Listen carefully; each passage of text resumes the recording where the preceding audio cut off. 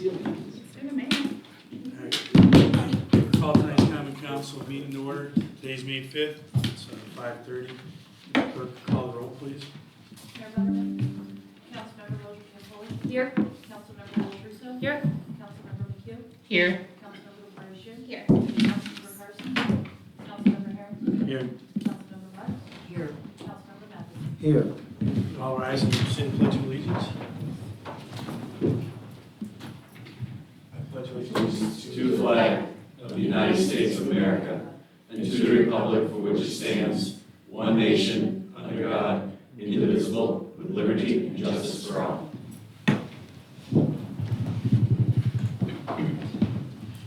I get to start this. Look at this.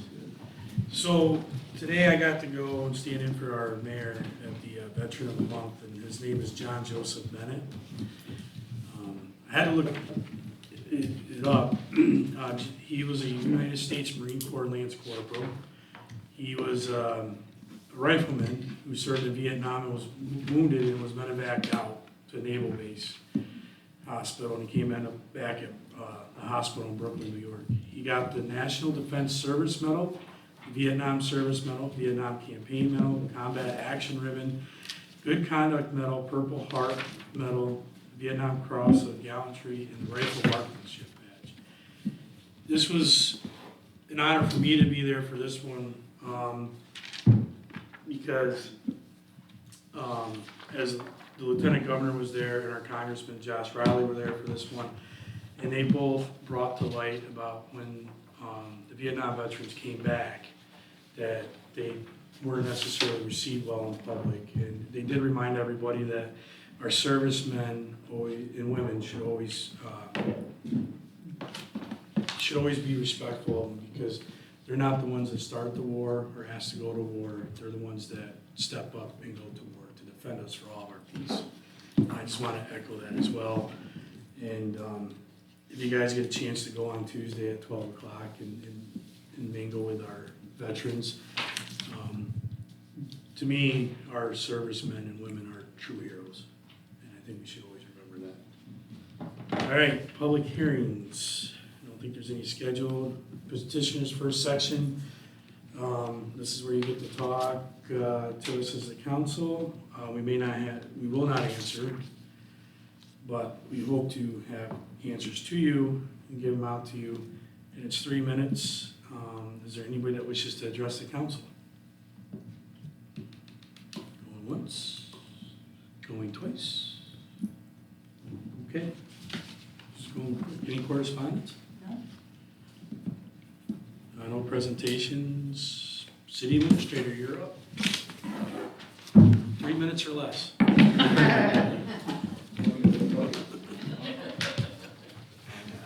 right, so I handed this out to you guys. I'm sorry I didn't get it emailed to you sooner, but obviously you have it now, and I can email it after the meeting. Just a few highlights this week. Arts, Culture, and Entertainment, Public Art. You may have seen the Public Arts Commission announced their initial call for qualifications for artists to create a mural on the wall, retaining wall, behind the Market Street parking lot in the Transit Center. It's approximately 3,200 square feet, so it'll be a big installation. They hope to complete it this year. Any finalists that they select will receive $200 to then submit an actual proposal for that installation that will be then rated by the commission and selected. There's a link here to the CAFE online portal for anyone who is interested in submitting their qualifications. You do not need to be a resident of the city or even of New York State. Anyone can apply. So we're looking for some good jurists. Just a reminder that Grievance Day is May 28th for the annual assessment calendar. That's 4 to 8 p.m. right here in City Hall, Council Chambers. The assessor will be available to the public with tentative vote if anyone wishes to come in and meet with Jake Shecker, our assessor. That's May 7th, 9 to 4, May 14th, 12 to 8, May 21st, 9 to 4, and May 23rd, 12 to 4. We recently issued bonds for the Market Street projects that were completed, as well as the River Street Water Main project completed a few years ago. I've listed some of the details here. The Finance Director Lee has shared in an email with the council. I won't read off all the numbers, but it totals over $7 million between the two projects, collection of projects. We got a good interest rate, net interest yield is 3.405% over 15 years. Ultimately, we'll be paying around $533,000 on average per year for the collection of Market Street projects. Jenny will share at the finance meeting coming up next week what the breakdown is between transit fund and general fund on that. And then the water fund for the River Street project will be about $108,500 per year. Sales tax collections, February 2026, we received $567,000, which is about 13% more than February for 2025. Year to date, we are about 8% greater than 2025. Cannabis sales tax, similarly, for the period December 2025 through February 2026, we received about 6% more than that same period year prior. That total is $36,000. Planning and development, we have a microenterprise grant program, as we've talked about a number of times. In this current round, we've received 14 applications. The application period is closed, and they're currently under administrative review. The selection committee will be reviewing and ultimately expect to make awards in June of this year. 14 applications is a good number for us. We've typically seen something like half of that in the last couple of rounds combined. So that's a good number. I would say that that's probably an indicator that we have some increased interest in having new businesses coming out. That's normally a good thing. There's $262,500 grant funding available for these awards, up to $35,000 a piece. That will be determined based on what was requested in the applications, which ones are eligible, how many, and ultimately what the selection committee decides. Public safety and health, emergency management, I shared with the council an email that was yesterday or today.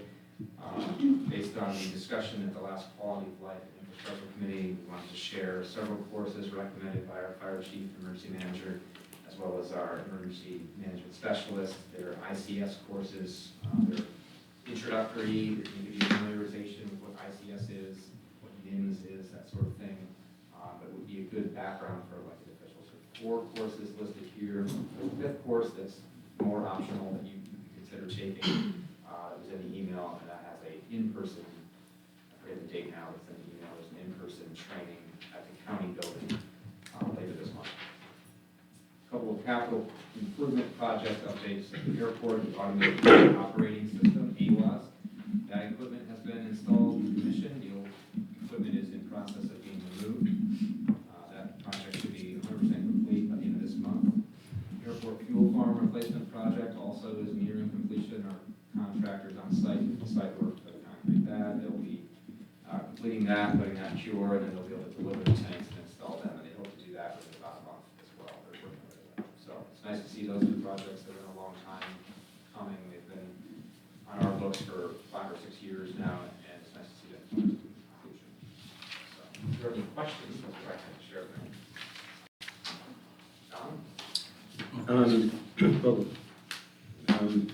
I have 2 questions about the bonds. So the total is $641,500 annually. What is that? How does that compare to what we are currently doing or have done in the recent past? We can get into more, I don't have the numbers off the top of my head. We can get into the breakdown when we get to our finance committee meeting next week. You will be able to find, if you look back in your budget documents from last fall, that detailed schedule is included in there. I believe that schedule is right in the adopted budget book. Jenny, once you shake your head yes. So if you want to look in your adopted budget, you will see our current debt schedule and what we owe over the next 15 to 20 years, and then this will be added on to that. Well, I was asking about the payments. How do they compare? Is it much higher or lower? Again, I'll have to look at the number. I don't want to speak off the top, but it's a significant addition. Jenny, I'm not sure if you know. I want to jump in. Don, if I'm understanding your question, you want to know if the annual payments are similar to previous bond issues? Right. Yes, they are.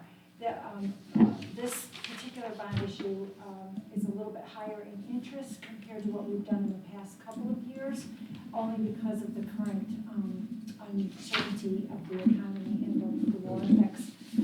So the interest rate is a little bit higher. Oh, I wasn't asking about the interest rate. I was asking about the amount of money that we have to pay. Yes, yes. So it is very similar to other issues that we have done. And currently in the 26 adopted budget, we have budgeted principal and interest for this particular payment. So for '27, it should only increase about 83,000 between the general fund and OPT fund. Thank you. You're welcome. Yes. So I just had a question. First of all, thank you for updating us on the emergency management courses that are now available. And I was curious if we were to find them, they're available through, is it the FEMA website? Right. Okay. So not the Department of State, New York State. No, it's FEMA. Okay. And then I don't recall from our conversation that we had in the Quality of Life Committee about these courses, but is there any sort of certificate or sort of like recognition that you receive as an elected if you complete these courses? There is, if you log in, you have to log in, create a login, and then you take the course, and then there's a final exam. I'm not sure what it prints out once you pass it. There's no sort of certificate that you would get. Okay. Yeah. And we could make those public as officials to say we've completed these courses as incentive maybe for completing them. So, okay, thank you. Any other questions? I have a question about the airport, and I also don't want to make you speak off the cuff, but so obviously we have the off-airport obstruction clearing project. There's not, I don't know if there are updates, which is why it's not in here. I know Mayor Butterman had given us an update. The reason why I'm asking about it is about the data collection for off-site tree removal. Has that been completed? Are contractors still going around and asking to look at trees, things like that? Or do you know, or not? I can answer. Yeah, Yeah. there's drone imagery, so Uh-huh. drone aerial imagery that was flown and collected to identify specific trees that need to be removed from the certain zone. That work has been completed recently. Okay. Mayor Butterman has shared an email with a little bit of an update on this. He's sending another letter. He sent an initial letter to all the property owners that may be affected, and he's sending a follow-up letter offering to invite them to come meet with us directly and review their property, how it may be impacted. And then he's going to send a third letter that would invite all of them to a larger collective meeting to review it together. I think in that email, he had indicated he would share that data with the council after they've had landowners have had an opportunity to meet with us. Sure. So they would see it first, but we do have that information. Okay. But as far as a company physically going, like sending letters, going door to door, that has ceased? Appraisals, Yeah. so appraisals of the property can be done without physically visiting the site.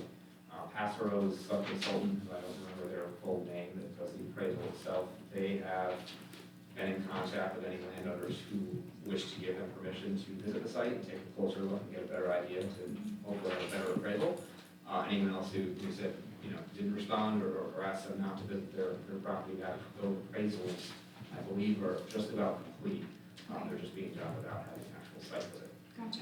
And are there any circumstances under which that sub-consultant would need to enter the home of those residents? No, it's not a Okay. requirement. I think they may have asked permission to access their property. I'm not sure about entering the home. Okay. But ultimately, the appraisal will be done whether or not they have the ability to access the property. Gotcha. Okay, thank you for that clarification. Sure.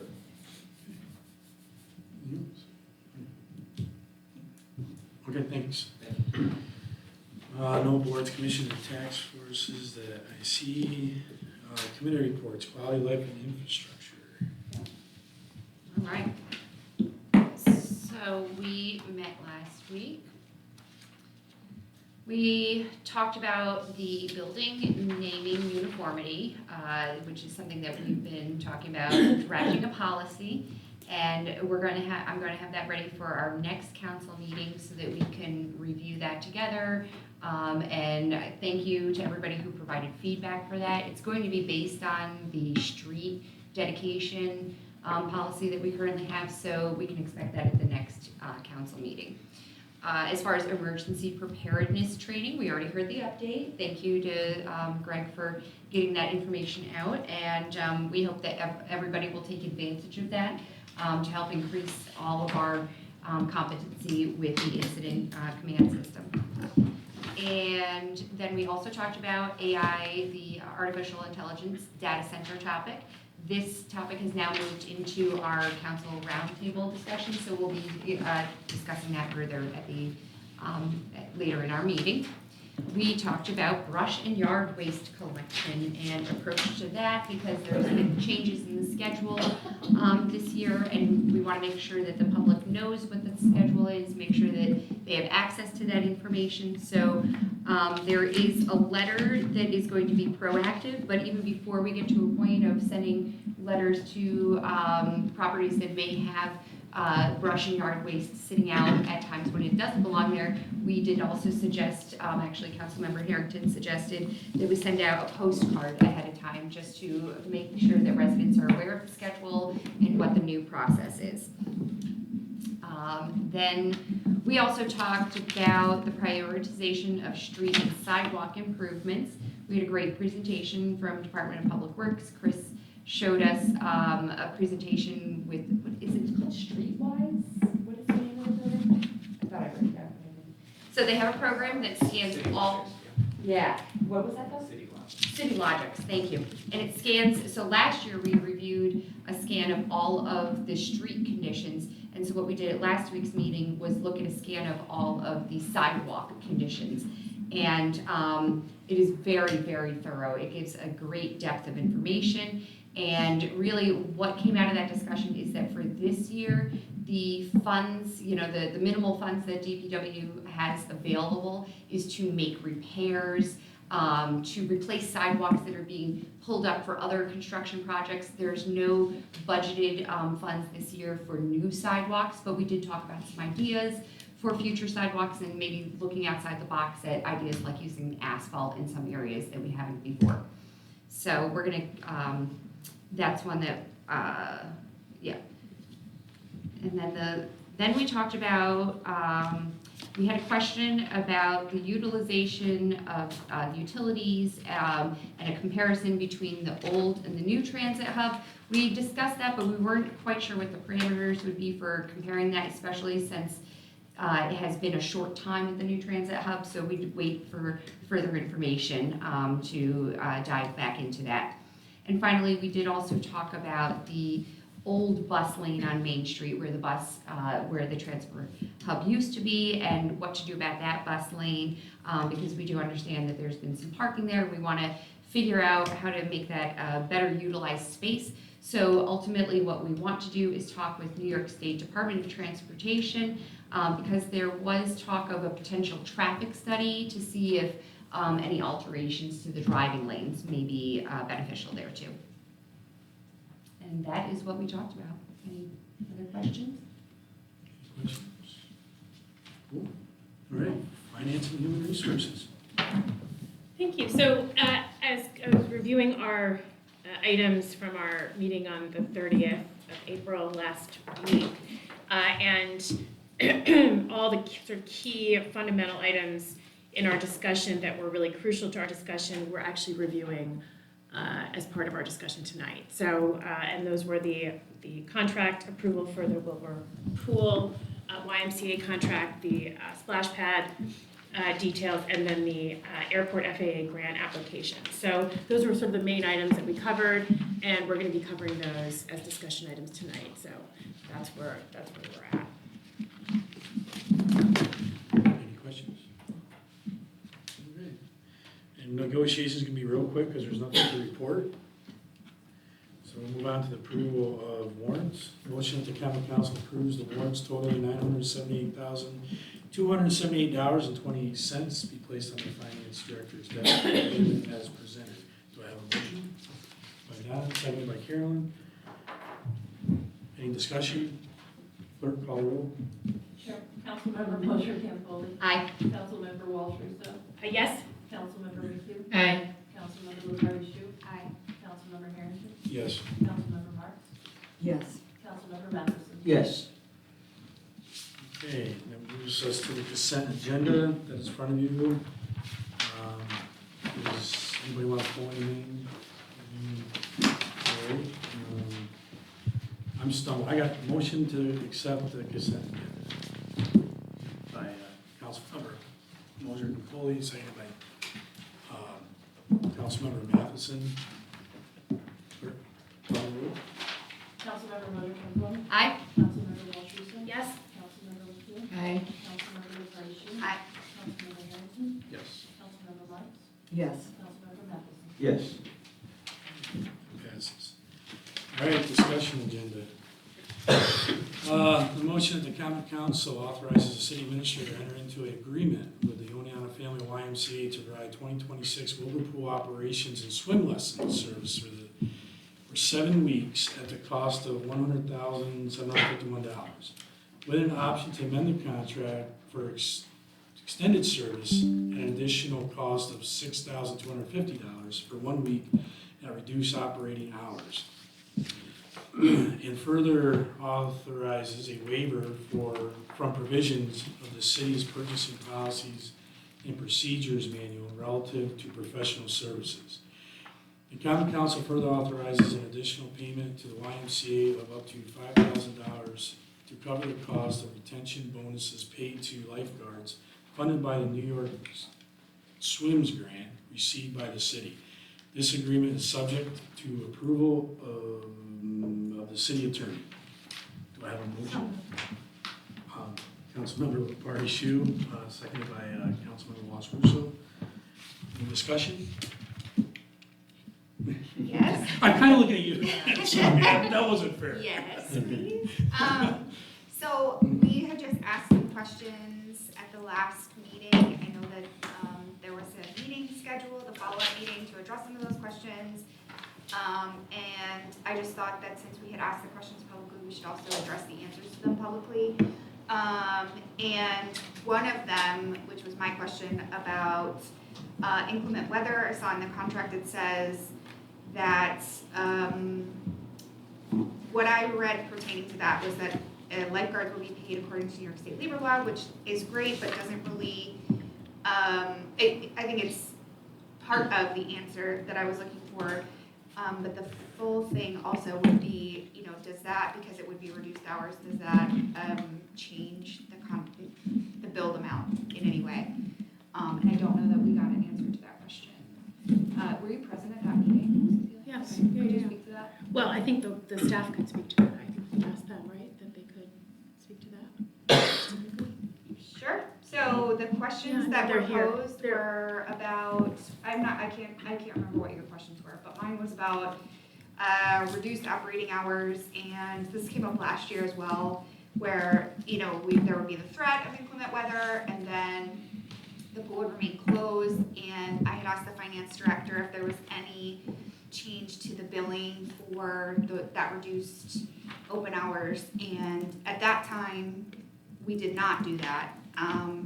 And so I was wondering if that had been discussed. I thought I had articulated that concern clearly at the last meeting, but maybe it didn't get discussed in the meeting with the Y, which would be unfortunate.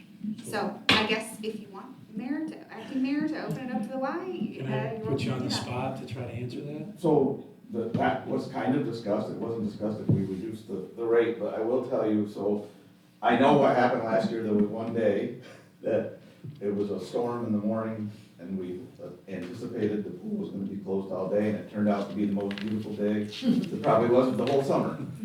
That's a rare occasion, by the way. So most of the time, and Stephanie is the head lifeguard, most of the time we go to the pool, open the pool, we sit there for an hour or two, whatever, to see if the weather's gonna clear, and then we're obligated to pay them, I believe, 4 hours of pay anyway. So, if the pool closes, I don't know if we'll make that judgment call this year. I think we're always gonna show up and try to see if we can get the pool open. In the discussion that we did have the other day though, the only part of being credit that was discussed is if we go into this extended season, we could apply some of those, if we do have a full closure where no one reports to duty, we could apply some of that money towards the extended season. Okay. But I do want everybody to know we do pay the lifeguards, so it's not like we just pocket the money. Yeah. So we have to follow New York State law, and most of the time they sit there and try to see if the weather, so we did have one bad judgment call last year. I'll own it, and it happens, but I think our track record's been pretty good over the years of making the weather calls. I wish we all could anticipate that. Well, thank you for speaking to that. If you could anticipate it, you'd be a better weather. Yeah, I miss you, Rich. Was there any other questions about? I just have a comment. We discussed it, well, first of all, thank you to the Y. You've been doing this for the city for well over 12 years, and we really thank you for stepping up to the plate and making sure that our pools are open during the summer. We discussed this last night at Parks and Recreation, and I think a couple of questions that the commissioners had was, how would you work the New York Swims grant $5,000 to cover the cost of retention bonuses to pay your lifeguards? Will that be? That was a stipulation that had to be wrote in the grant, and Ginny has the wording for that. But it's about how many hours they're going to work a week. It's Okay, based on hours worked throughout the season, I believe is how it's worded. okay. Do they work an average number of hours, or that fluctuates according to It lifeguard? fluctuates on who's available that week, who's on vacation, who's sick. So, yeah, who doesn't want to work that week? The hope is, as we all know, there's a lifeguard shortage. Yes. Sometimes it's not really because they can't work, it's that they don't wanna work, so we're hoping by having this retention bonus that was from New York State Swim, is that it will entice them to put in the 19 hours a week. And Okay. And typically, how many lifeguards are on every day? 6, 6. plus the head guard.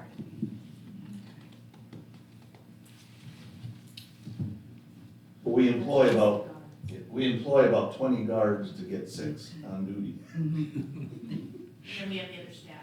in the welcome center. Okay. So I had a quick question, actually. Yes, Does go anyone ahead. have anybody else? Thank you again for coming tonight. We appreciate it for the second time.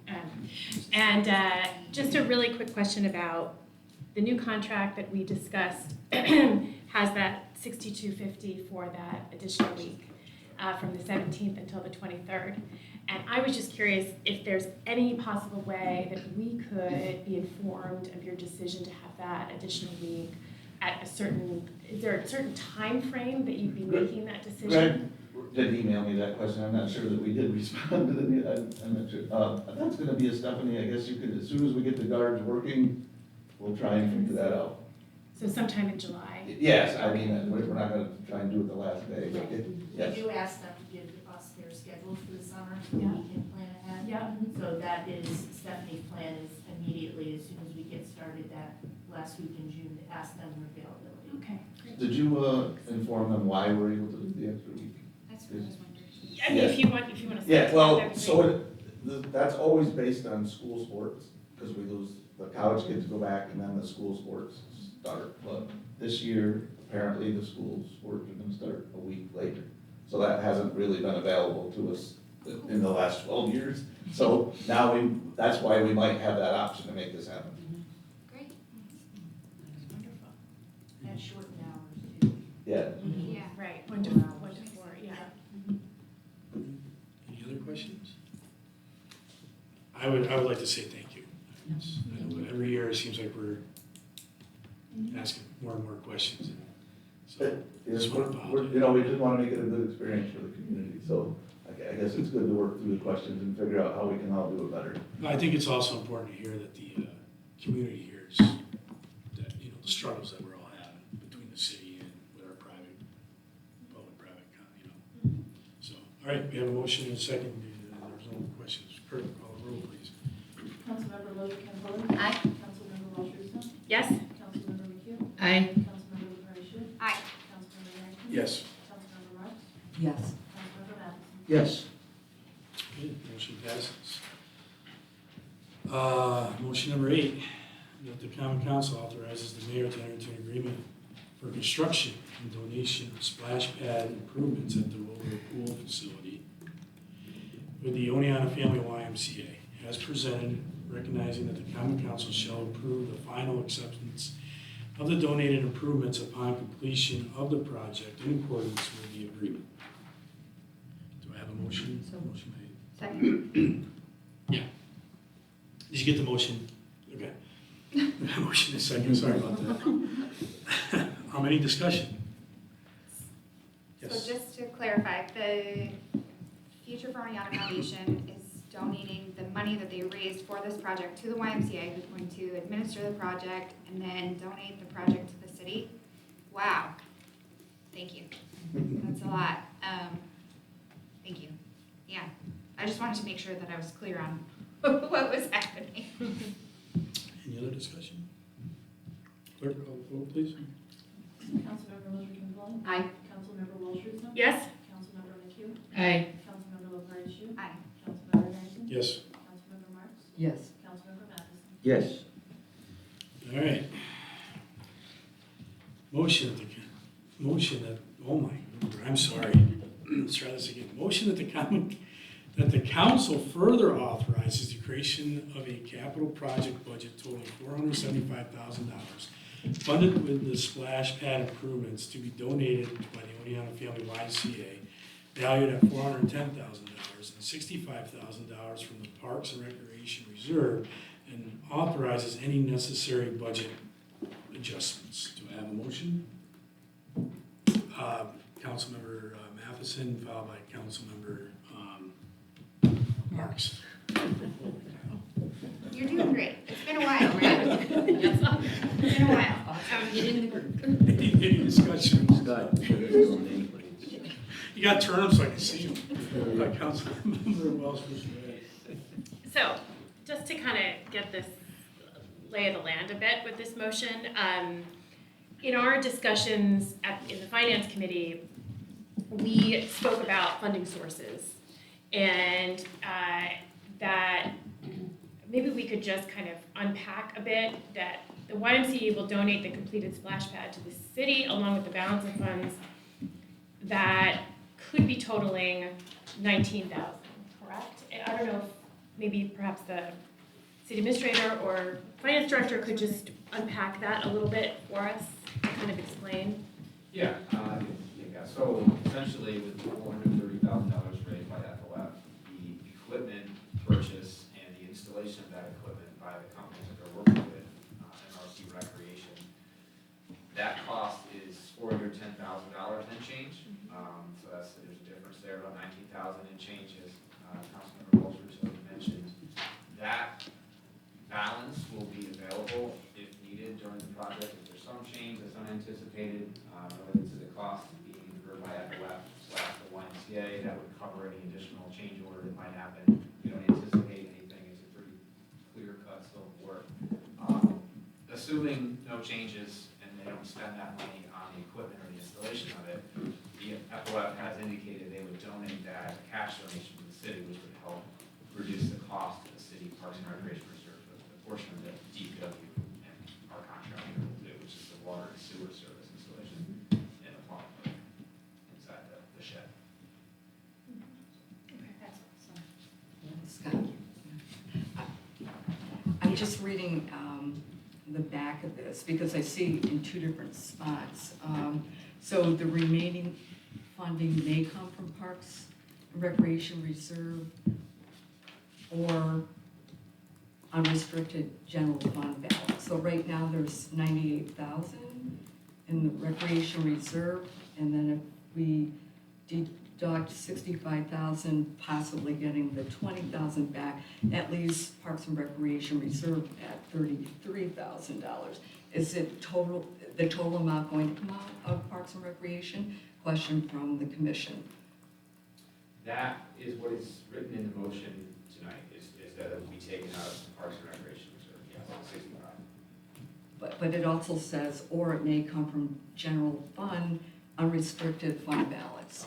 You're referring to the finance HR packet Yes? and what was presented there, and based on that discussion, the motion that's on the council agenda says Parks and Rec Reserve, so Just you can change that and take it from general fund balance if you prefer, but.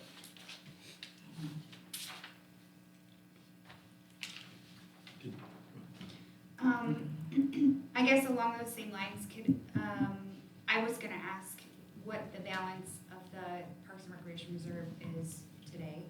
So I'm not sure where the 98,000 came from, but I was wondering if we could just confirm Where did I that see number that? before we approve the 65,000. Yeah, that's the number we have. As of 12/31/2025, we had a certain amount, and I believe there was $28,000 committed in this year's budget. So when I say available balance, that's subtracting the 28,000, Okay. which is for the diving board replacement Okay, project. all right, thank you. It may be slightly different with interest earnings and that sort of thing. Yeah, not significant then. Thank you. Anything else? Clerk, call the roll. Councilmember Lewis Campbell. Aye.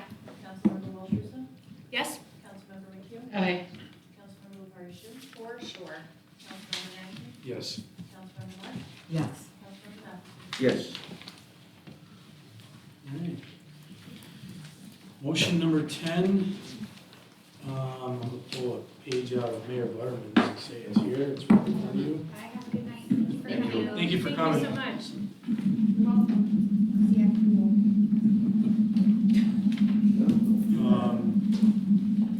So, do we have a motion by Councilmember McHugh and followed by Councilmember Moser Campoli?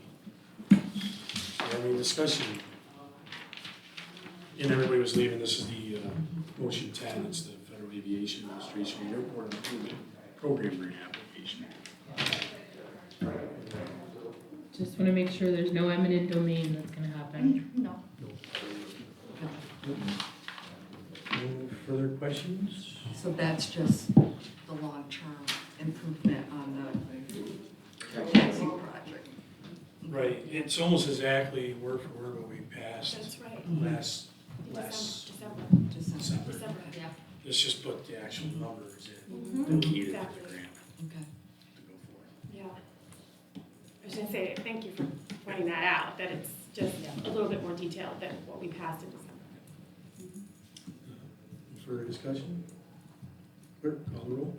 Councilmember Moser Campbell. Aye. Councilmember Wilkerson. Yes. Councilmember McHugh. Aye. Councilmember LaFarge. No. Councilmember Harrington. Yes. Councilmember Marks. Yes. Councilmember Matheson. Yes.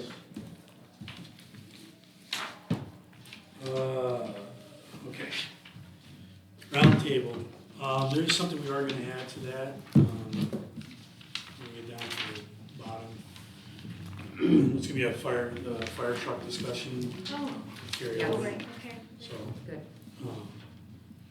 so, roundtable moratorium on data centers. I'm so sorry, guys, I can't talk tonight. I know this was asked of the city attorney to draft up a proposed moratorium on that, which I believe was handed out today to everybody. And I just want to remind everybody, we have to, I'm looking right at the city clerk, we have to lay this, if we accept it, how many days? 5 days before we do it, so if you want, 7 days? Okay. 7 days before the next, if this is what you want before the next Yeah. meeting. Just keep that in mind. Go ahead. Scott, if I can jump in, also, in addition to that, we do have to conduct secret, so there's a little bit extended time frame, more than just the next meeting to actually vote on it. Okay. I do think we should move it forward. So it probably wouldn't be till the first meeting of the next month. So if you guys want to take this to look at it, review it, I've, have yeah. any questions? Who do you want the questions to go to? You want to go to you, Greg, and you can push them up to our city attorney, or do you want to go to the city clerk and she can push them to the city attorney? If there's any questions? We'd like to have a single point of contact, send an email, distribute to this. I just think it's easier to have a single point of contact, and you can funnel, wait a couple days to see the questions, and then funnel up to the city attorney, then he can do the overall blast back to us. And just, you know, to give some context from our conversation on quality of life and infrastructure, really what we talked about is that this is a tool that we could use to give ourselves time to really study this issue more in depth and make a decision about how we would want to manage, you know, regulations around data centers. And the idea here is that we wanted to be proactive instead of reactive, because we've seen other communities be reactive. And I think the email went to everybody, right, where, or maybe it was just a click, I think that Greg had updated that there has been some interest, that has come to Otsego now. It hasn't made its way further than that, but I think it's something that, it's here at our doorstep, so I think we need to, be doing something about that. Yes. Katie. So I am all about this. I think it's a great idea, and I appreciate you bringing it up. Councilmember Montoya, thank you for introducing this idea. My question is with the definition, because it says, shall mean any building structure or portion thereof primarily used for the housing of computer servers. And I know that this is not about existing infrastructure, but I have to imagine that that does describe some existing facilities in the city. And so I just don't know if that kind of muddies the water a little bit. If there are existing facilities, they'd be primary performing use. Okay, If so they like apply to new high school, construction, the colleges, which have servers on site. that has nothing to do with servers that are within private property already. This is for construction, new construction that is primarily for the purpose of doing that. I know, but does it make it If you want, if you make gray? it feel better, we'll say excluding institutional, I mean, the problem we run into with definition is, one of the things is this is gonna set up a moratorium for granting permits. I understand that. So during that period of time, and the reason for the moratorium is to establish local regulations.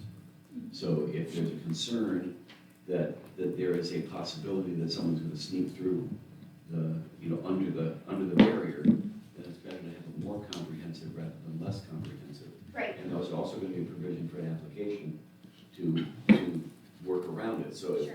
if someone says, we're not gonna give SUNY, well, SUNY's exempt anyway because we have no control over anything on the state. But if someone says, we need a permit because we're gonna put in 45 new servers, Right. then we can exempt them if we want. Again, the concern is making it too specific so that there are opportunities for exemptions, that someone could come in and make an application, say, well, the moratorium does not apply to me because it says service and all we're doing is installing servers.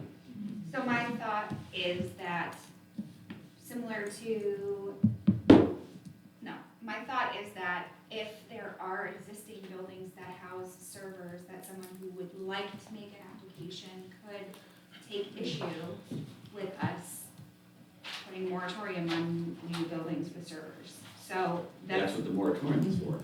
If the moratorium is legal, then they can attack it if they wish, and if it's an illegal moratorium, then the court will throw it out. But if it's a legal moratorium, then I don't care whether they take issue with it or not. Okay. You see what I'm saying? If you'd like, we had some additional, research materials that I could forward to you, because really what it shows is that there are a variety of ways that, municipalities have approached this issue. And the definition, I know that the definitions, they said is, really the important piece, to make sure that we're really focusing in on what we want this to do. I just remember when there was a coffee shop proposed in my neighborhood, that there was an issue about defining things and the way we define them, and if we were going to, disapprove one thing that, and, maybe it's because we didn't have a moratorium on coffee shops, but I just wanna make sure that we're not opening the door for someone who would like to put a server to say, well, it's just a server and there are already existing servers and I'm gonna sue the city, but if you Let feel them sue the confident. city. Okay. That's, anyone can sue the city for any reason, but I would rather have a more comprehensive rather than a less comprehensive. You're complaining that it's too comprehensive. Not necessarily, that's not Yeah, exactly what you're I'm saying that this is too broad a brush to put the moratorium on, because someone might already have it and then attack it. So you're saying it's too broad. We want to make it as broad as possible. And if someone thinks that that's an illegal use of our moratorium right, then they can challenge us in court, and if the court agrees with them, then they can add their server to their server farm. But until that, we'd rather have more comprehensive than less comprehensive, and give someone a way to slide in and say, you didn't say you could do that. We already have servers, therefore you have to give us a permit. Make sense? Councilmember. Yeah, I just wonder, so I would like further details around why and how the county's been approached by developers for these data centers, because apparently there has been some discussion with Otsego Now. And I wonder about us, or if representatives from the council would like to meet with Otsego Now people to talk about their experiences and what, the path they're choosing in terms of working or not with these kinds of developers. So I just want to put that out there as a potential. Yeah, I think looking at the, what Greg had sent, it looks like they were approached by 2 developers regarding the rail yards by 2 different companies a few months ago. Jody requested additional information, but has not heard back from either of them since. Right, so that's the sort of skeletal, that's the That's what we know so far. background, but I think perhaps coordinating, to be more specific, perhaps even coordinating with Otsego Now might be important as we're thinking about moving forward with our own research around these data centers. Councilman Matheson. I see this in a different way. I think it's unlikely that a large data center will come to Oneonta basically because we don't have the electricity and the water that would support it. I looked at some numbers, so a large AI data center would require 100 megawatts of electricity. That's the biggest ones that could fit on 150 acres, which is what the size of the rail yards is. And they would also use 5 million gallons of water a day. We just don't have that. So it's unlikely that we will have a large data center here. But there's another way of looking at this. Oneonta may be attractive to companies that use artificial intelligence, not the data centers, but the companies that use AI. So I looked up what the leading industries are that use AI. They're higher education, medical and life sciences, transportation logistics, the glass industry, and solar power. So think about that. We have all of those except for the transportation, but the rail yards, one of the most likely things we could attract there is actually transportation and logistics, because we have the railroad and we have the interstate highway.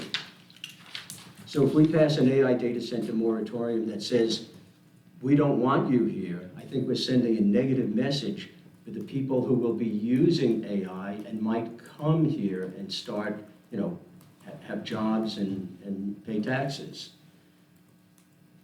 Corning, which is one of our largest employers and taxpayers, they're in the glass business. And that's one of the industries that are said to be using AI to expand. There's also solar projects. They're controversial, but we might, if they're sited properly, we might want to consider them. And they're again one of those industries that use AI. So I don't think we should shoot ourselves in the foot by saying we don't want AI data centers, which with a moratorium. We really don't want them, and it's unlikely we'll get large ones, applications for large ones, but we don't want to send a message to the AI businesses that we don't want you. We do want people who use AI, but we don't want an AI data center. That's the way I see it. I think the points that were brought up here about the water system, the electrical infrastructure, this is exactly, I know, Councilmember Harrington had brought several concerns to us about our water. That is exactly why we need the moratorium, so that we can take the time to study exactly what the city could handle. Because right now, we have no regulations around this, so we don't know exactly what we don't know how much, could be handled by our water and electric. That's something that we want to study more to understand. And the moratorium is not saying we don't want anything at all. It doesn't say we don't want any AI. It is saying we want time to study this issue so that the city can make the best possible decision about how to move forward with some kind of policy that is going to protect the city as well as the residents who live here. You know, some of the things that we're looking at in consideration that, you know, are not reflected right here are things like environmental justice, you know, like where are these built, who does it impact, what is the noise impact? There's a lot that goes into this. So I really think it's important for us to take the time to study, because without any kind of study, without any kind of local law, we could have somebody come in here, and if we don't have something regulating it, you know, that would put us in a very tough position if it's, you know, something that could be threatening to our, you know, current infrastructure. Yeah, I'm just gonna say, I don't think this is saying we want them or don't want them. That's not what any of this discussion is. It's how do we make sure we position the city to be able to handle potential growth? And that's all growth. So this is a kind of a, you know, a hard look at infrastructure needs. Yeah, I don't know. I'd just like to respond. So Elaine, I agree with everything that you have to say, except for the part of that we need a moratorium. I don't think large AI data centers are going to come to town for the reasons that I said. We don't know. This is We an don't know. opinion. Okay. Hold on, let me finish. But what I'm asking the council to consider is the other side of the equation that I mentioned.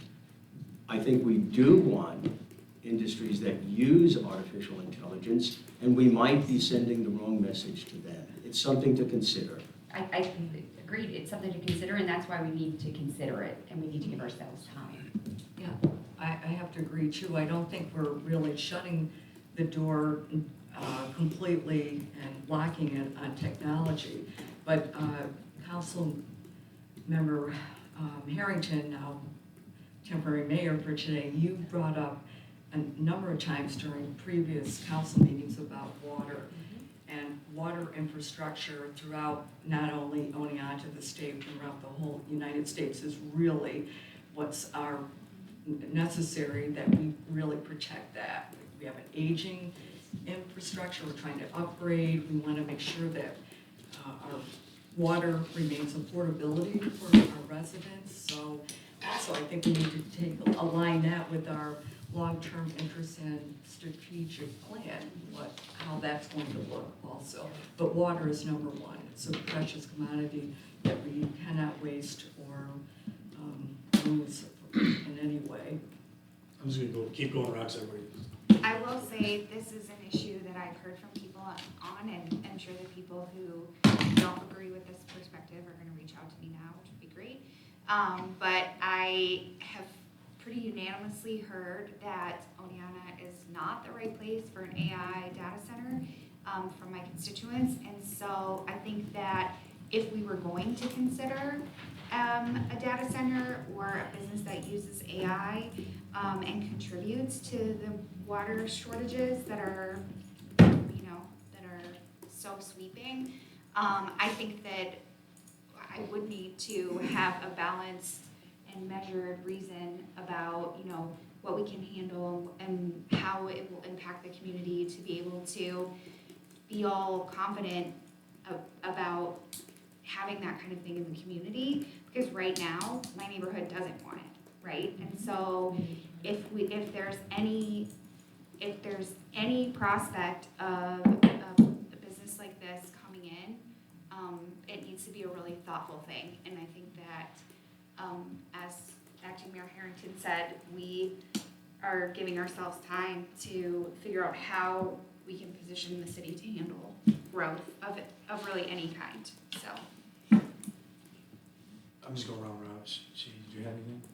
Oh, no, I was just gonna say that warning labels are created by people who thought it would never happen, and I don't want us to be a warning label. So I think we should push this through, so that doesn't end up being us. And to mirror what Katie say, all of the feedback from my constituents have been that they are not for this. They are actively against us having this type of center here. Councilman Wells, would you? Yeah, I just was going to point out the broader context here, which is that in the absence of any state or federal leadership on this issue, localities are forced into this kind of position. And so we have to respond, as we've been saying. So it's really up to us on the local level. We're not being given any guidance, really, in terms of broader governmental regulations or even any sort of advisory mandates. And so I just think it's like, this is our white flag in a sense, like we have to do something. And it's really just, I kept writing down, it's up to us, because we're not being looked out for on either the state or federal level. And these are very serious projects in terms of the kinds of energy that is extracted in terms of local infrastructure, so.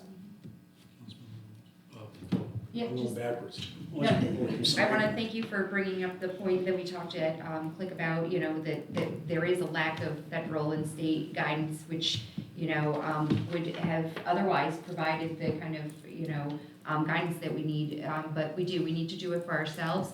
And also just agreeing that when I hear from my constituents about AI data centers, I hear that they do not want it here in Oneonta. So I'm just gonna say, if there's any, take this back, look it over. Did we settle, is it Greg or is it Carrie that we're sending these to? Greg? Send in your questions and stuff to Greg for the city attorney, he'll forward them along, and then the city attorney will give us a one-time blast back to everybody. But, or he'll give to Greg the answers and Greg can give it to us. All right, the good clause eviction law. I talked to Mayor Butterman about this. He was approached by a constituent. He didn't really have much to say about this right now. He just wants to really let you know that somebody came forward with this, and he's gonna assign this to the legislative committee and the housing committee for their input to see if this is something the city may wanna look at, not wanna look at, pros, cons, before we move further with this type of thing. Yeah, I just want to say I'm very pleased to see that this came up, and especially through advocacy from the community, because this is one that I had brought up maybe during strategic planning, one of our discussions earlier this year, because I know last year legislative committee had looked into other kinds of rental protections, right? Of rent stabilization, was that what was looked at? And that didn't work out for our area, so this was one that I had suggested that we look into. There are some resources with like Central New York Fair Housing has some great resources on this. If anybody needs more information, I can send that along to folks. Yeah.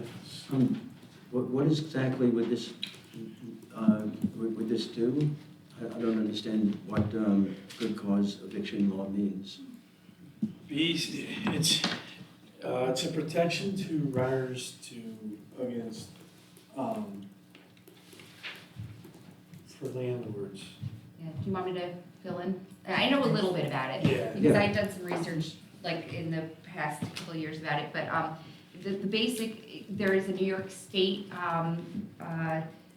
resolution about this, and it is something that municipalities can opt into, and then it provides protections for tenants when the landlords, I think it's written that they have to have a minimum number, so that it excludes some landlords, but for, landlords who have a certain number of units, it would provide protections for those tenants around the conclusion of their lease. Okay, What are the so protections? the protections are that it has to be a good cause. That's why they call it Yeah, the but what good is that? I cause. don't know what that means. What So kind of there's protections? definitions in it, that basically the landlord has to have, there have to be reasons, like they can't just end it, without any reason. There has to be stipulations that are written into this, that protect the tenant from being evicted. So this is involved when leases come due? Yes. Yes, I'm gonna actually ask our city attorney if he's. You can use your AI and Google it. There's a list of, for example, the non-payment of rent, destruction of the property, failure to notify and maintain of damages, maintenance of violation of codes. So those are the good causes? Yeah. If you think it's a good cause for not renewing a lease, then that's probably a good cause.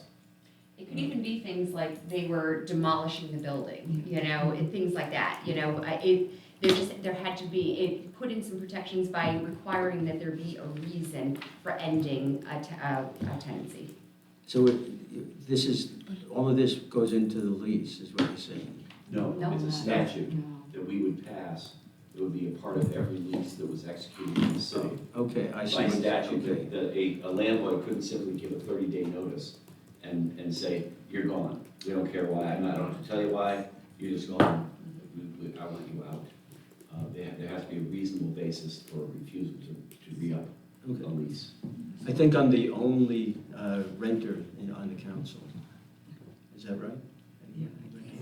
This would prohibit your landlord from simply giving you a 30-day notice, and you would be out on the street and have no legal recourse. If they're gonna throw you out, they'd have to give you a good reason why, like you didn't pay rent. Not they just were tired of listening to you at all. Okay, I thought so.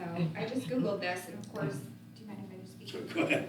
Of course, like AI pops to the top, right, but so this is AI, but, I thought this might be, so it also restricts, gigantic rent increases. So it restricts them to the local consumer price index plus 5%, but no more than 10%. That depends on the local law that's passed. Okay, That's a model statute. oh, gotcha, okay. See, that's why you need to research things. Yeah. It tells you. Because I think there's things like we could determine the number of units, you know, that determine a small landlord versus, you know, different Yeah. things like that. Okay, cool. And there's statutory restrictions on that, the New York State law. Oh, Binghamton has good Yeah, competition. they do Mhm. all. Yeah, there's several. That's right. Cool. Dave, this is a question for our attorney. So would that mean that every lease, I'm just jumping way ahead, would, way ahead. The answer is it would not be in every lease. I don't know. Ask me a question, I'm sorry. Well, I'm just wondering what leases would look like every. It would not be any different than they are now. So, We would pass a law that would apply to all leases in the city of Louisville. okay. At the local level, legislative. In the city of Oneonta, that's the only place we do regularly. And then Just. that's why this is getting referred to both the legislative and councils for input to do all this research, to do all this, to answer all these questions. So we can. Downtown parking management. Greg, this is all you, buddy. That's interesting, because I have nothing for you. Was I supposed to bring something back specifically? I was to this, told that or you we're were, gonna you continue were, discussing? you were the one that was Greg gonna has a lead the little charge on this. presentation. Yeah. Okay. so- Something about the, Oh. permitting process. I understand from Mayor Butterman's correspondence with the council, that he'd like to work with me on developing some sort of a proposal for permit parking, I believe specifically in the downtown area. That's something, one of the pieces that have been discussed with the task force that have met a while ago now. It's certainly something we can consider bringing a proposal. I don't have a specific presentation on that, to be honest. There was mention of a presentation I gave to council a year or less. Oh, yeah. About a year ago, I think. There was, I remember that one. Yeah. I There was remember, more on a broader scale about downtown parking management. I could send that to you. I know he was, Yeah. I know in the conversation I was talking to him on the phone was not like city streets, it's parking lots. And Yeah. parking lots would be the lots that we wanna look at. Go ahead. Well, so I had a coffee meeting on Saturday morning with some folks, and Mayor Butterman stopped in, and this is something that we were talking about. So I can just briefly go over kind of what we talked about, maybe get the ball rolling with the conversation. So, yes, so permit parking for potentially, businesses or employees of downtown businesses and or people who live within that area, because these are folks who aren't going to be able to, or do not, it's not a reasonable expectation, it's unkind to ask them to go out every 2 hours and move their car from a lot where the parking restrictions are 2 hours. And so this would be a quick way for the parking enforcement officer to determine that these cars are, I don't wanna use the word exempt, but, you know, shouldn't necessarily get a ticket into our lot because they have reasonable cause to be there for a longer period of time. Can't do that. What? That's called unequal treatment of the law. You can't say, you're special, so I don't give you a ticket. You're not special, so I give you a ticket. This is an indication that you're special because you have a license plate that says KP on it. That's equal protection under the law, prohibits you from doing that. But you could have You can 2 have a hours permitting, unless you're permitted. you can have a permitting system. That's what we're talking about. Okay, then what's the criteria for permitting? Be Because- employed or living within the district. You have to craft it well, because again, what you're doing is you're taking public streets. Not the Yes. streets, Okay. parking lots. If it's only the parking lots, then you're much stronger. Cool. Yeah, Okay. So, where was I? So employees and residents, this is something that they've been asking for. We need to figure out if it would be a reasonable way to manage parking downtown, what the impacts would be, how much would be a reasonable amount to charge, for that, and, you know, where we would want that to take place, I think are the main questions. yes. That's what I got for you now. Yeah, so that's, I mean, so Okay. I think he was hoping some type of general consensus to Greg to be able to put something together. Do we think it's a good idea? Where do we want it to be? What do we think, how do we think it might work? Yep. Okay. Yeah, I was just gonna say, I think what I've been pondering around the parking question is really the need for a time frame and where, you know, can we get a time frame down for implementation? Now that we've had, I think, about 1.5 years, almost 2 years of discussion and meetings and, you know, I think a real assessment, what kind of time frame are we looking at? So me looking at that, we just got the parking lot open, the transit hub going. I think we need to give, because we're looking at data for something else down there, we're giving it a couple more months. So I would think maybe we could start looking at this by September 1st, have something drafted up, we should have enough, hopefully, data to start thinking what lots and, Well, I think we need you know, if to, you wanna do that, or what are we looking at, like, are we looking at, you know, with a permitting system, is it first come, first serve? Is it for, you know, city residents only, is it, or is it gonna be open up to businesses? What kind of parameters do we want? So, and I don't know if this should go to, because he has the parking task force, but, you know, are you still on that? is that something maybe a committee would be better to look at, to try to tackle this? I know in quality of life, we tackled a bunch of issues with parking lots with D Street and Westcott and all that, and how do we get them cleaned, and, you know, that's the other thing, how is this gonna affect that, because we just put that, implemented that about cleaning the parking lots, and, you know, I guess the thing of it is this something, the first thing, back up a little, the first thing is this something we're interested in that we want the city administrator to utilize his time on? I guess that's the most important question. And I think that's the question we should answer tonight. And then after that, I think we can take the data and stuff from the other meetings that we've had and start thinking of lots and stuff like that, so, you know. Scott, one of the people who came to your meeting, Katie, she talked about Date Street lofts, and she was really adamant about the fact that the residents there need to have parking 24/7.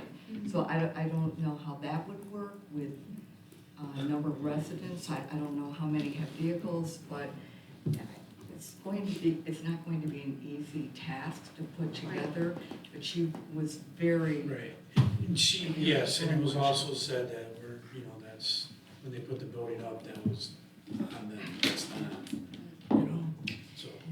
Well, so, sorry, can I Yes, follow go up on that? So I just had a really long conversation about this, so I guess I have a lot to say. So the Lofts building, have they ever been offered the option to lease spots in the parking lot there? Because I know that there was, at inception, there was this idea that they were going to have dedicated parking spots in the parking garage.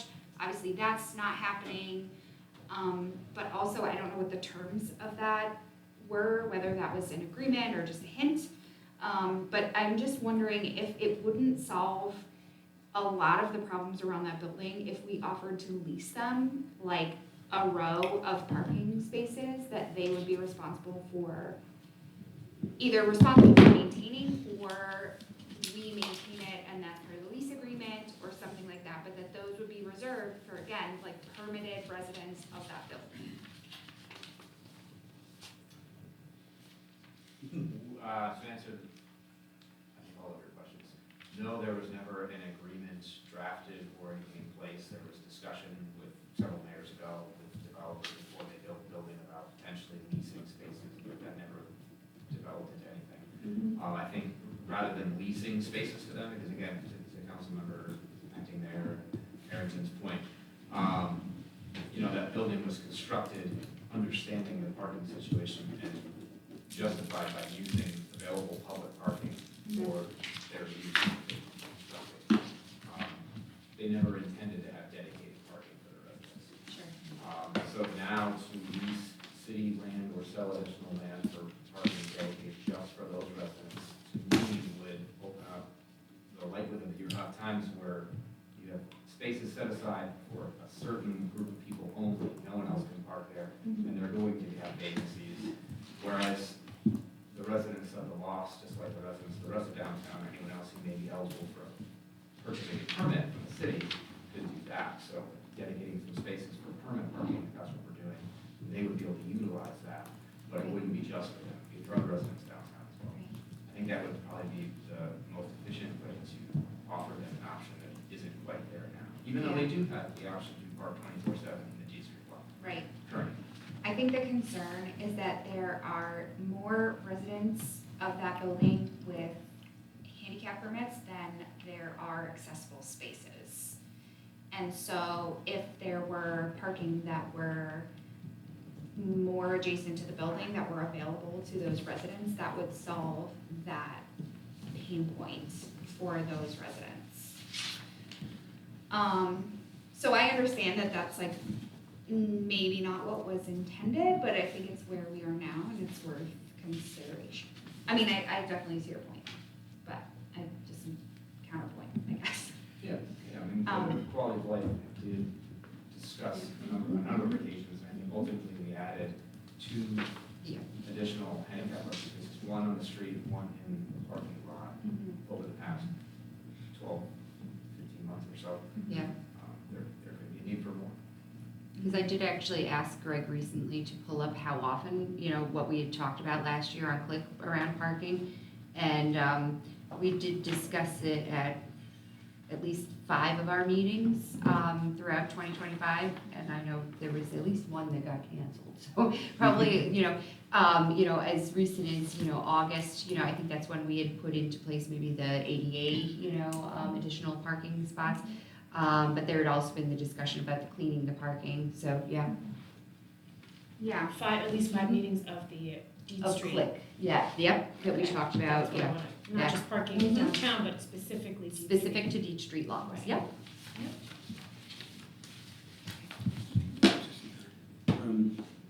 I have 2 questions, actually. What's the purpose of having permitted permits for parking? And the other one is, what's the problem we're trying to solve? I was looking into a number of the people who would like to be able to park longer times than the 4 hours that I think is the maximum for most spots. And they're the people who have part-time jobs. They work like 20 hours a week for roughly $15 an hour. So they would make $12,600 a year, and if you charged $100 a month for a permit, they would have to pay $1,200 every year to be able to park for more than 4 hours.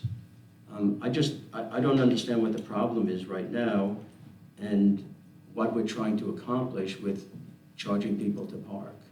I think you can answer that. I would love to. Go ahead.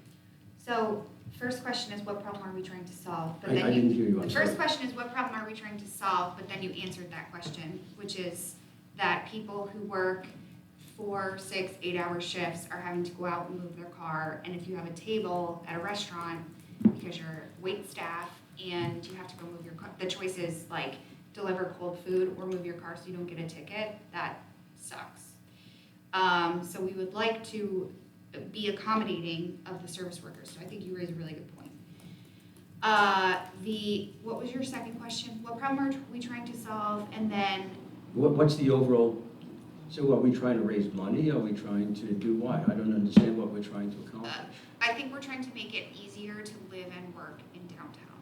So if you work 20 hours a week for $15 an hour and you charge $100 a month, I don't think you're helping anybody. Well, where is this $100 a month thing coming from? Because I've No. heard this now from a No, couple I of said- places, but that is just. No, I said 15, if you work 20 hours, a lot of part-timers work about 20 Yes, hours. and you're saying the permit would cost $100 a month. That So was I'm the asking- number that I heard floated around. Are we trying to raise, so the question is, are we trying to raise money? So- Or are we trying to get people, are we trying to help people or what? I don't understand what we're trying to do. I'm just asking. Sure, so we talked about, so I answered the first question, or you answered the first question, we just answered the second question. The $100 thing, we haven't discussed that, I think that's part of what we're trying to do here, is determine how that might work. Maybe that goes to a committee, because we don't want to necessarily be here all night trying to hash it out, but that's not, that hasn't been determined yet. But I agree with you, I think, so one of the things that we talked about this weekend is that people who make minimum wage, first of all, as a downtown business owner, as any business owner, finding employees is incredibly difficult. Just like lifeguards, just like people at the mall, it's incredibly difficult. And so we don't want to make it more difficult for people to find employees to work at their businesses. So yeah, absolutely. If it was cost prohibitive, employees would not be, they wouldn't apply downtown because it would cost them money to park.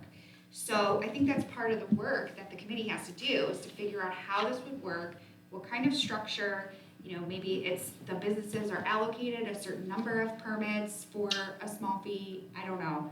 But I think that is the work that needs to be done. So I think before we say I don't know why we're doing this and I don't think we should do it, we should try to I didn't flesh say it that, out. I asked, what are we trying to do? I'm not sure what we're trying to do. I gotta back up. She just said it, Yeah. trying to make it so people that work there, that are waiting tables, because most of them, I believe, are restaurants on Main Street. A lot, yeah. And so Well, there's a you got bookstore. a lot of them on there, you got, so you're trying to make it easier on the staff, so they don't have to go out and move their cars all the time. Can I ask a question? Go ahead. In my building, there are 25 full-time employees who work for the Department of Labor, for the dentist, and for me. And they work 40-hour weeks. Can we get permits for the Wall Street lot set aside for us so that we don't have to go out, they don't have to go out and move their cars? Because they're full-time, and their businesses that are there, they're not part-time, they're there all the time. I would think so. Maybe not for a specific lot, but for Well, the lots wait a minute, downtown. aren't you making it a lot that's adjacent to where they work? No. So you'd be giving the Wall Street for people who are who are working in I don't stores? think it's a matter of assigning where they park. I mean, I don't know, again. It would just be a permit that maybe- anybody could use anywhere in the city. I think that's what we're trying to In the find specific out. lots, in the lots within the district. What district? We don't know yet. That's what we're trying to figure out. That's a discussion, so. I'm interested in whether you want the permanent people who work downtown to have that capability, or just part-timers, or just food service workers. I mean, who are you benefiting, and who are you choosing to benefit over the other people who be there every day? Well, also, we need to know, is this step one took many steps to get you additional paid parking, not beyond our residents and others who work downtown, who come into Oneonta. I mean, this sounds like it's just step one in a very, it sounds like a conversation's been going on for quite some time. So it sounds like we need to have a really serious Well, that's, Totally, that's discussion. what I'm trying to say. Committees are for. Yeah, precisely. So if I may just propose that we resuscitate the parking infrastructure group, and we have a meeting that gets, again, these questions on the table so that we can talk about this level of detail. Yeah. Yeah. and that's kind of, I was trying to get everybody back to the original Yeah. question was, is this something that we want to Yeah. have city staff and the Yeah. committee go back and look at? Yes. I think that's an excellent Absolutely. I think so. I just wanna say, you know, one thing I was waiting to say is just that parking management is one of the top complaints that I hear all the time. I mean, All the time. we spend, So I think it's imperative that we spend some time studying this. Do we still have that, what is it, the parking infrastructure? There's a parking task force. Task force, right? Are they still active? If we don't have the active task force, Yeah, I make the recommendation, since we've done a lot of it Yeah. in Click, that it comes back to Click. I and would just- agree. when was the last time? It's It been was a like in long- 2025, probably, right? Oh, Yeah. okay, Yeah. okay. So Okay. I'm gonna look at Greg here on this one. I did too. Yeah. Probably If 2020. it's not feasible to bring that task force back, I would say we just bring it back to Click and we'll start working at it there as a committee. I think that makes sense. Because it sounds like we wanna look at it, but we're not sure if it's gonna go anywhere. Yep. So, And like we said, we have studied similar issues, you know, and looked at data sets, I think that would be useful in this, so I think that makes sense. with that, I'm gonna wrap it up a little bit. We got two more things here. Garbage collection. I'm looking at Katie, because I remember I said, yes, we could talk about this, but I don't remember what we're talking about. Yeah, so at the last meeting, we had talked about, or we had voted on the July deadline for not having dumpsters at 27 Market Street, and since then, a couple people have reached out to me, and, I know I'm not the only one, and so I just think that, I don't want to, okay, there's obviously shared benefit for having a clean downtown, even though we don't necessarily, we don't profit off of garbage collection. But I think we do have a responsibility to, ensure, right? Like, we don't just want to start ticketing people because they're not complying because they don't have a solution. So I think that we have a shared responsibility to attempt to come up with a solution, even if it's not, something that we do to solve it. So I just wanted to keep that conversation rolling, make sure that it's, being talked about somewhere, and, also just float the idea of a refuse district, which I have some information on that I could present to whatever committee decides to continue talking about garbage. I was gonna slip up and say, which one's gonna be the garbage committee? Go ahead, Cecilia. Well, I just gonna mention what I said last time, which is I think the garbage discussion is part of a larger discussion about, you know, economic development in that area, that we can't have, I don't think we can have a conversation with one without the other. Okay. Katie, what's a refuse district? So a refuse district is where we would define a certain area of the city, then, the city would effectively bid out, garbage collection on behalf of the building owners in that area. We would get to define the terms of the collection, and, basically, those folks would pay a fee to the city, who would then use that fee to pay for the contract with the garbage hauler. So we're effectively like ensuring that the garbage collection needs are met within a district based on density, pretty much. There's some challenges to it, which is why I think it should go to A lot of the questions right now relate to where dumpsters would be, so would Right. that be Well, it part of wouldn't the refuse necessarily district be- discussion? It wouldn't necessarily be dumpsters, so if we had like a daily collection, theoretically, they could put put it out at the close of business and it could be collected overnight. But again, this is what would have to be worked out, because there are, so the reason for suggesting this is because there are varying needs within the downtown. There's, the Water Street buildings to Main Street are of particular concern because they don't have a place where they can put garbage that is not on the street front. And so I think that, this would be a solution where rather than each individual business either satisfactorily or not addressing their refuse needs, the city would be able to say, this is what this area needs for garbage collection, and then be able to bid out a specific set of, what am I saying? A specific set of services. Thank you. You're welcome. So Len, you should have showed up. I'm gonna say that I think, because you're talking about a district, the legislature should take a look at this. And Yeah, it starts Go with back. legislation. so I think that's a good spot for that one. Are you on legislative still? I'm not. Shannon is. Yep, and Carolyn. And Carol. So, So I'll send you all the information that I have on our refuse district. I did run this idea by our city attorney to make sure that we have the legislative authority to do such a thing. I'm sure he'll have concerns, but so far so good. So you guys can take a look at it. I will say the town of Pittsfield, New York, has about 37 refuse districts, and coincidentally their hauler is Casella.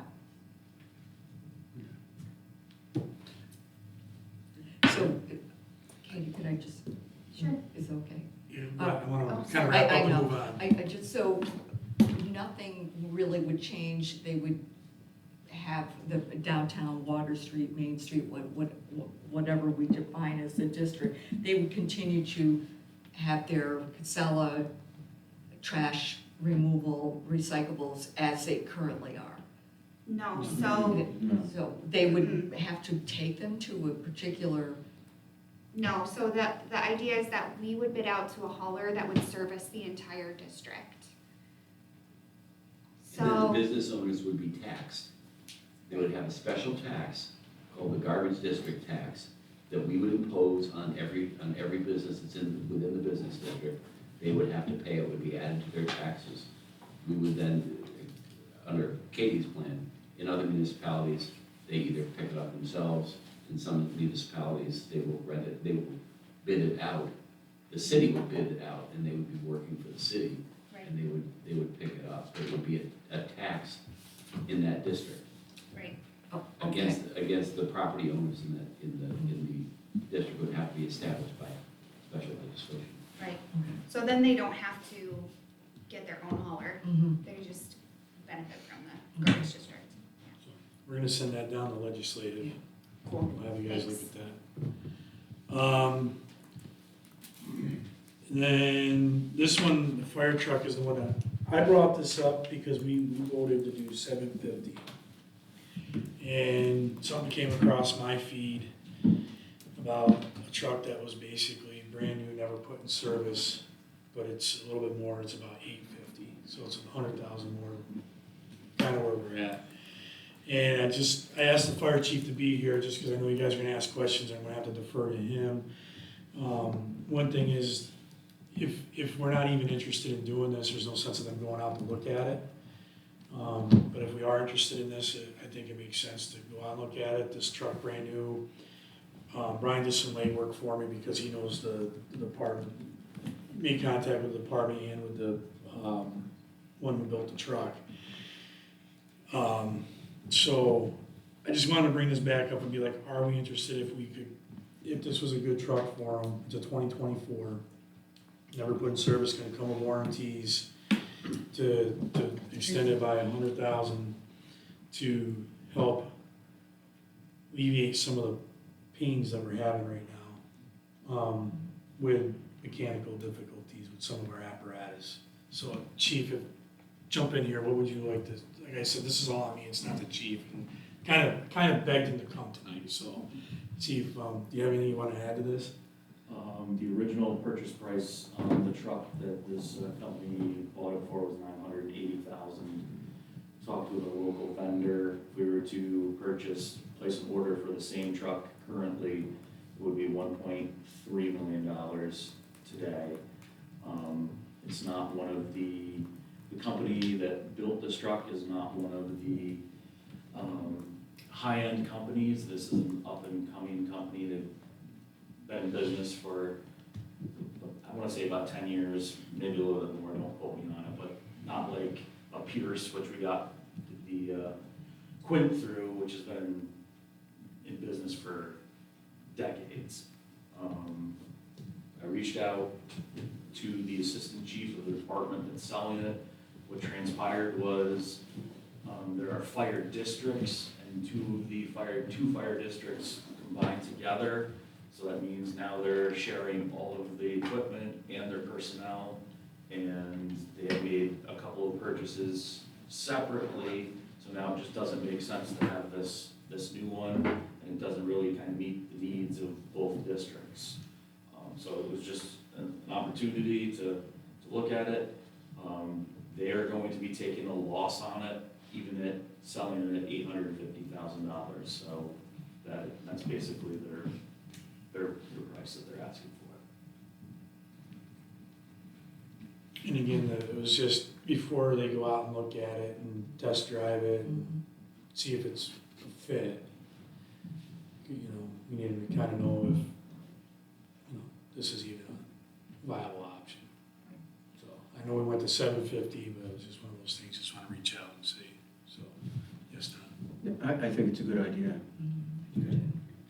Yeah, absolutely, yes. What kind of truck are we talking about? It's called a rescue pumper, so it's one of those combination trucks that we're trying to get to diversify our fleet. So it can be an engine and a rescue. Okay. So a rescue that holds like all of our jaws of life, our rope stuff, things like that. And then it's also does everything that the fire engine does. Okay. Kind of like the Quint does an engine and the truck work. Okay, thank you. I know I asked this question last time, how are we paying for it? What's the balance of the public safety reserve? We would take this out of general fund balance. Jenny, jump in if I get this wrong. We're taking it out of general fund balance. And then we figured we can always take time and look at it further on down the line if we have to shift monies from one to another. But we have a reserve, right, we have a reserve that has money for purchasing fire trucks, right? Yes. And we've committed money for the Quint, but there is an available balance in that reserve, is that right? Correct. I think Greg may have the current estimated balance, but in the 26 budget, we appropriated over $300,000 to come out of the public safety reserve, so I think the balance now, maybe the available balance is down around. 285. I was gonna say 285. Okay, thank you. There's not much left in there. Okay, thank you. Brian, and that would replace which vehicle in your current? Our current oldest truck, which is our rescue pumper. It's a little over 20 years old now. Yeah, I mean, I think we have to do it. Okay. I forget where we left off. Yeah, that sounds great. Okay. Now, do we need to? Scott, I just wanted, we had an extensive discussion when we were talking about the used truck. And I think, you know, all of the reasons that we approved the I think it was 750,000 applies to this, plus another 100,000 because it's a new truck and it's an opportunity that we probably should try and take advantage of. Can I just ask Yeah, a follow-up go ahead. question? So you had mentioned this is like not like a brand of truck that has been around for a long time. Is this a brand that you feel, I mean, you're gonna go look at it, but is this a brand that you feel, like, does it have good reviews? I mean, I'm all about 5 stars, you know what I mean, so. It does, and actually the company out of Syracuse that does all our maintenance, they're a dealer for Oh, this fire truck. So they're Okay, very that's good. familiar with it, and any issues they would be able to handle So, Greg, I know I talked to you on the phone real quick. Do we need to modify that resolution, or can we just tell the chief that, yeah, we're good with it, go ahead and look at it, that's what you want? I mean, he's gotta come back, even if we're gonna give out the $750, he still had to come back to us, but at least if he can walk out of here knowing that he's got this, then. Right, we could read the motion you read last time with 850 instead of 750, just to memorialize that. Okay. As that read last time, understanding that final approval will be required prior to purchase would be, we have an intermunicipal agreement, I guess would be with the fire district. We would still come back to council for that final motion to approve the purchase. I think we should do that, so why don't we read the motion?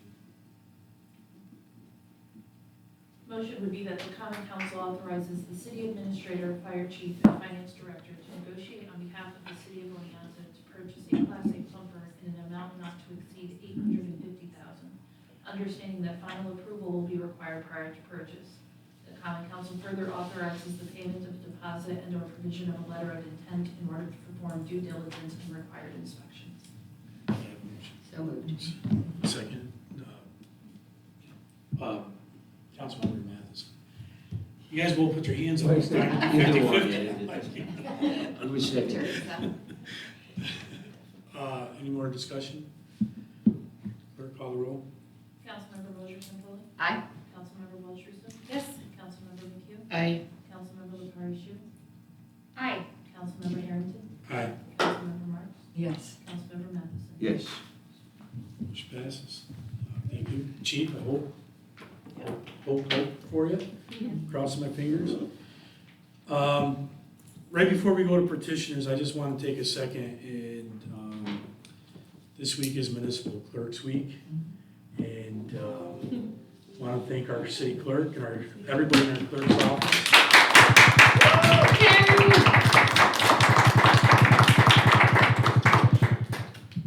And, so thank you for everything you do. I don't think people really realize the amount of work that the clerk's office does to make the city, make us function up here. yeah, just Even for though me it's alone, I'm a full-time job. So thank you very much. Petitioners, second section is So I the have opportunity. something real quick, if you don't mind, first. Yeah. Yeah, okay. I got a flyer about, from Oneonta Thrives. They're having a free mental and emotional wellness fair this weekend, Reset, Reflect, Recharge, on Saturday, May 9th, 1:30 to 4:30 at the Foothills. And I will send this to our wonderful clerk so that she can send it out. And then just very quickly too, because I had heard some concern that folks were concerned about Code Blue over the weekend and whether or not the needs could be met. I did reach out to DSS, and just so that the public knows, Code Blue continues all year long. So anytime that the temperature drops, folks can present to DSS for shelter. Oh, that's good information, because Yeah. a lot of people think it ends. I just got that, so I'm sorry to slide that in, but No, thank you. That's fine, that's fine. Good information there, thank you very much. Petitioners, second section, second opportunity. Anybody wishes to address the council? Going once, going twice. Ellie, you want to say anything? Sure. Okay, and with that, I don't think we have an executive session, so 10 after, we're adjourned.